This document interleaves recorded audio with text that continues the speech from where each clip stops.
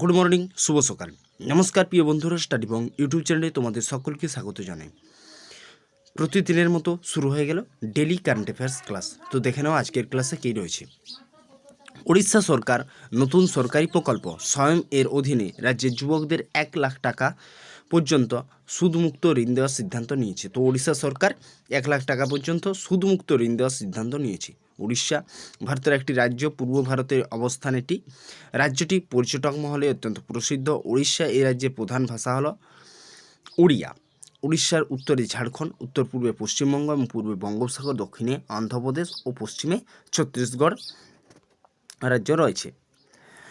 বর্তমান রাজ্যপাল গণেশীলাল। পরবর্তী, ফিনল্যান্ডের প্রেসিডেন্ট নির্বাচনে জয়ী হয়েছেন সাবেক প্রধানমন্ত্রী আলেকজান্ডার স্টাব। সামার জোসেফ এবং এনি হান্টার জানুয়ারি 2024-এর জন্য ICC player of the month পুরস্কৃত হয়েছেন।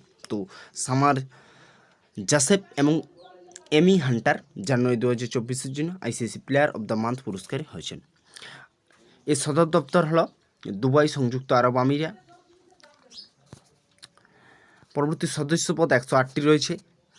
দাপ্তরিক ভাষা ইংরেজি। চেয়ারম্যান রয়েছেন কে? গের্ক বাকলে।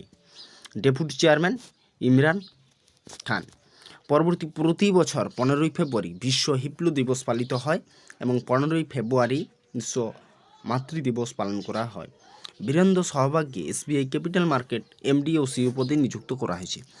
তো এসবিআইয়ের প্রাক্তন নাম ছিল বা পূর্বে নাম ছিল ইম্পিরিয়াল ব্যাংক অফ ইন্ডিয়া।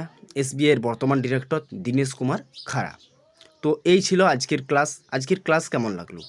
যদি ভালো লেগে থাকে অবশ্যই লাইক, কমেন্ট, শেয়ার এবং সাবস্ক্রাইব করতে ভুলবে না। Thanks for watching this video.